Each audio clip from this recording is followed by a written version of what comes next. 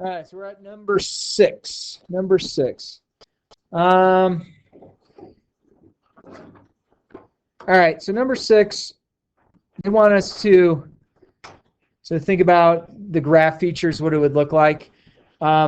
This is not a vitally important one to go with, so we'll just move on to 7. So it says take the derivative of the volume of number 4. Okay. So number 4, remember we're working with this this box. Kind of looks like this. And we folded up the corners in order to make it work. And so a few things that we knew about this is the original dimensions was, this was 5 inches, this was 3 inches. And if we made a cut in there, this would be 3 minus 2. This would be x. And this would be 5 minus 2x. So in order to find the volume of this particular box, it's 5 minus 2x, 3 minus 2x, and then x. Okay, so that's basically, and then they said, okay, so number 4. So we're perfect. So we haven't covered the chain rule enough to do this, to find the derivative. So the first thing that you would want to do on this problem, and I believe I had done it, is you're going to multiply this together. 3x minus 2x squared. And then just multiply this out. So that's going to give me, what, 15x minus 2x squared minus 6x squared plus 4x to the third. Clean it up a little bit. Combine these are like terms, so that's minus 8x squared plus 15x. All right, so now it says, let's take the derivative of this particular idea. So if I do v prime, it's going to give me 12x squared minus 16x plus 15. Okay? And that's going to allow us to set that part equal to 0. 16x plus 15 equals 0. So if this is equal to 0, we could do a number of things to see where exactly this would have x intercepts. Would it factor as sits? Gosh, I have no idea. It might factor. Oh, the bus must have gotten here. All right, let's see. There. There. And we're on the index card. There. There. Did I miss anybody? Quinn, did you just walk in or? Okay. Oh.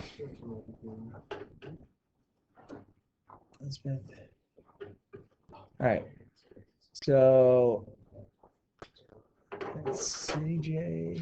Julia's not here. Roger's not here. All right. We're good. All right. So can we factor this or not? Maybe. I mean, honestly, I don't want to factor it when I can jump to Desmos right away and play with it.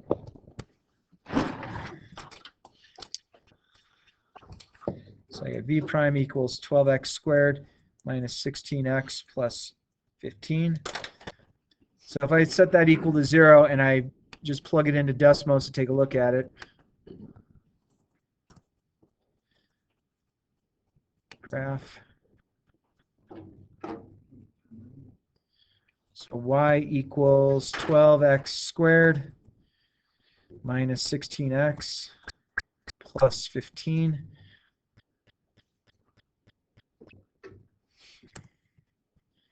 And let's see where this goes. Ooh. Did I do my derivative right? Did I make a sign error? It is always possible, sir. I made a sign error. Minus 16x plus 15. Let's see. 12x minus 8x squared plus 15.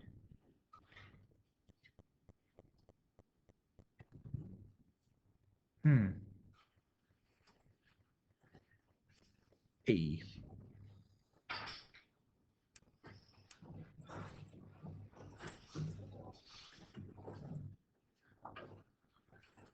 Anybody see an error in Stirrup's ways? Because Stirrup makes errors all the time.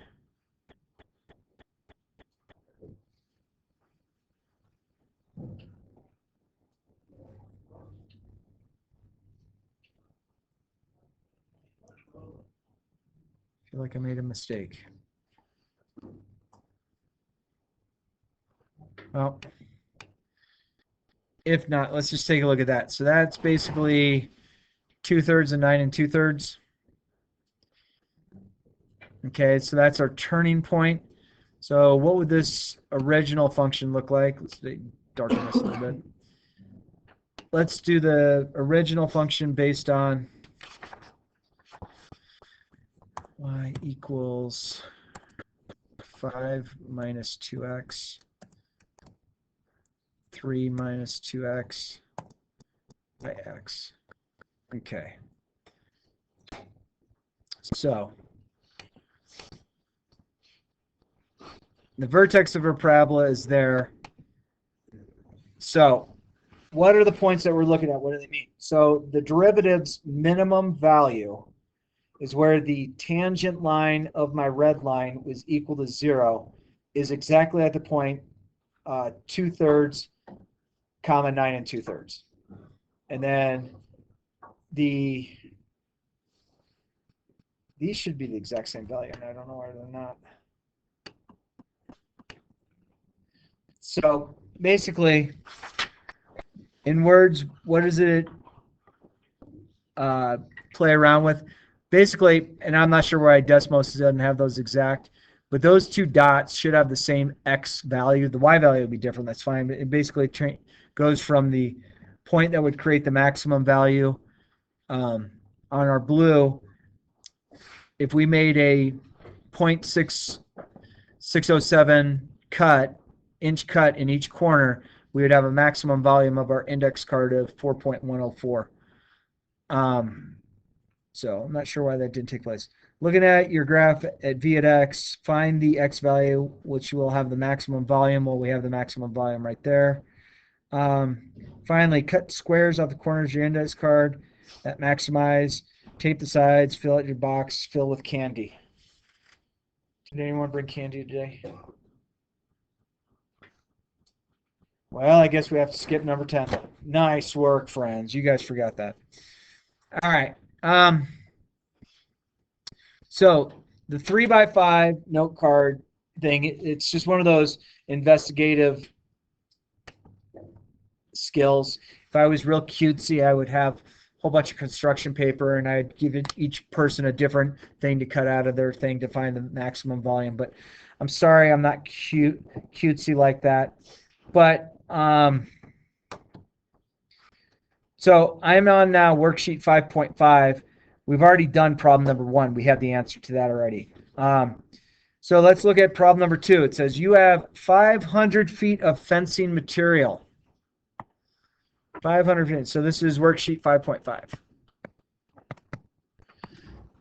And this is problem number 2. It says you have 500 feet of fencing material to enclose a garden with a rectangular fence. The garden will extend from the house, so there's no fence needed. So if this was your house, basically you're trying to create yourself some sort of rectangular garden. Okay? Now that pink region there, we don't have to have the house side because the house is being a barrier for everything else. Right now I have a perimeter of 500 feet of fencing. Okay? What should the dimensions of the garden be that would enclose the largest volume of this?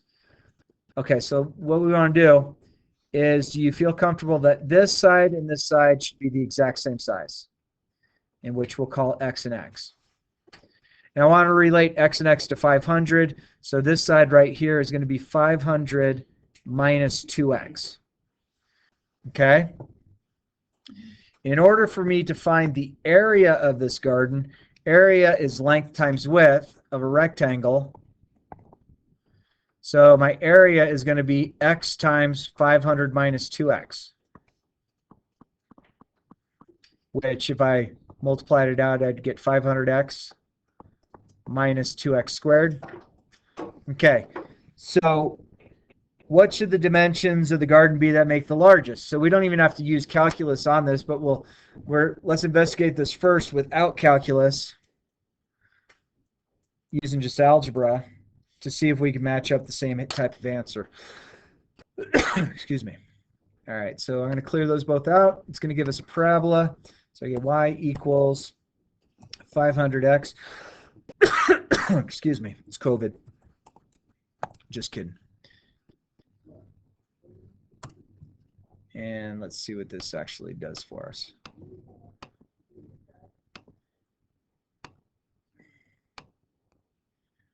Holy moly.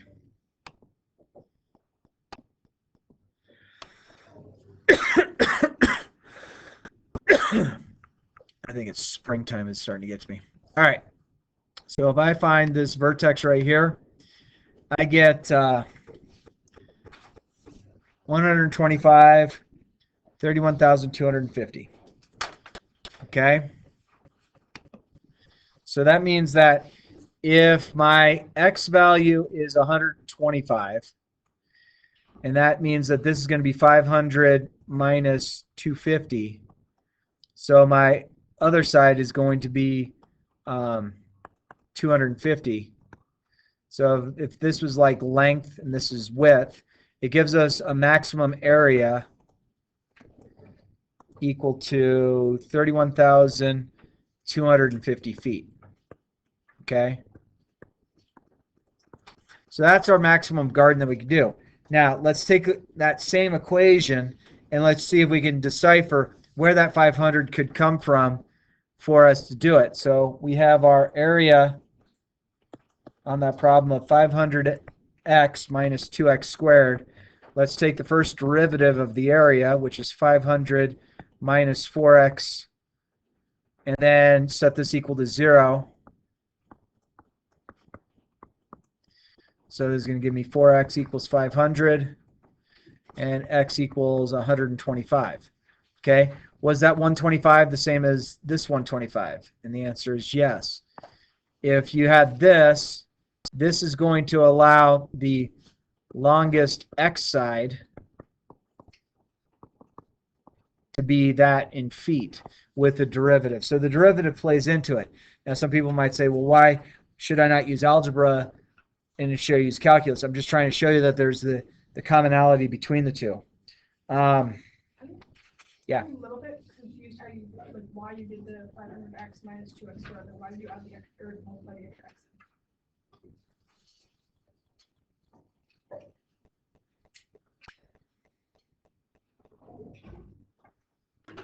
You're okay that this is the original area equation?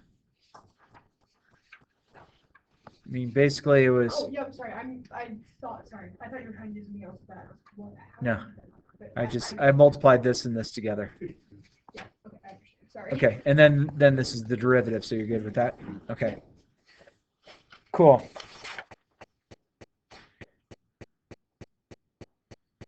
All right. So now, let's step away from this and let's have a little fun, because most of you will be graduating here pretty quick. All right, here is a riddle. You ready for this? All right.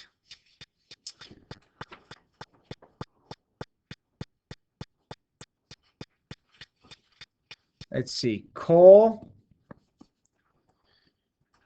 and Tommy. You guys are part of this riddle, okay?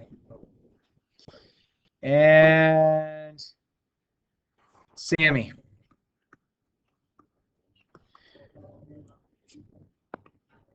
For you've just graduated. You all three of you are seniors, yes? Okay. So you all went on a road trip. Right after graduation, you're like, dude, here we go. You with me? So you drive like 1,000 miles, and you decide we need to stop at this hotel. Okay? Now, I don't care what the hotel is, but you stop at this hotel. So the three of you go into the hotel. You go to the front counter, and there's a dude working there. Looks like he's peeing on the floor. Says, "Hey, welcome." And I'm like, "Dude, do you got any rooms with 3 different beds in it? Because these guys kick, and I don't like being like, yeah." The clerk is like, "You know what? I got a deal on a room for you." Sounds good. He goes, "The room is going to cost you $30 for the night." You with me still on this story? All right. So, Tommy, you're the money guy in this thing. He said, "Dude, that's $10 each. No taxes. You're in one of the states that didn't collect taxes on hotel rooms." Okay. Everyone feel comfortable with this story taking place? Yeah. All right. Everyone smacks a 10 down, except for Cole. Slaps all pennies down. Here's a bag full of pennies. There's $10. All right. So they get into this room. And sure enough, there's 3 beds in there. And they got the biggest television set you could plug into the room. And it's got just the best sporting events ever that you'd ever want to watch on this. And you're like, sweet, this is good. And here's the door into the room. It opens out into the hallway. So y'all are up there. You're not making too much noise, but all of a sudden, shh, dude. Be quiet. It's the clerk. I made a mistake on the bill. So the clerk says, "I'm so sorry. I just realized it's Thursday night. The room isn't $30. It's only $25. Okay? Now, originally, 10 times 3 gives us 30. Agree? Tommy, you're the nicest dude on this trip. Sorry about your colleagues.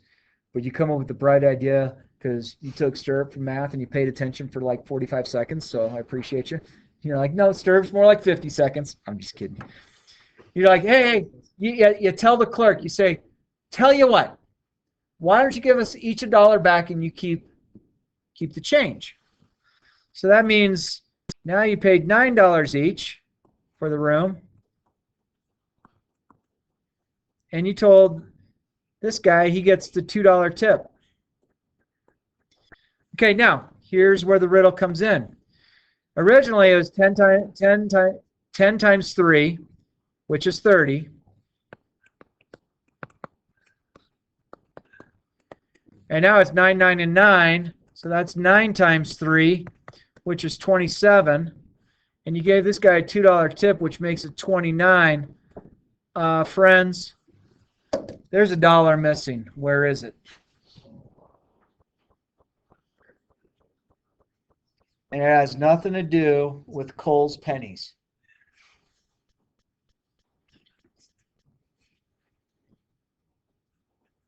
Anyone figure out the error? Or where the $1 went? Dwyer didn't sneak in and snag it. Does everyone understand the dilemma with this problem? Mm-hmm. Where's the $1, friends? It's all right there in front of us.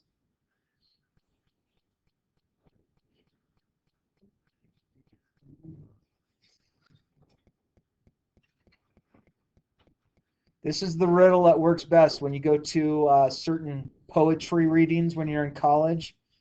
If you don't know what poetry reading is in college, it's a party.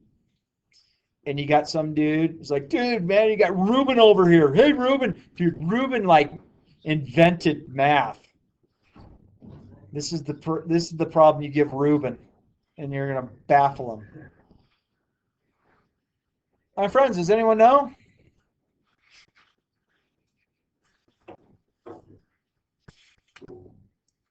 Nobody knows?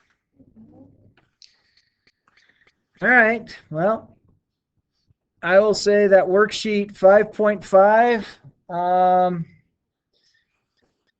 do number 3, 3 and 4 for tomorrow, and I might be nice enough to give you the answer.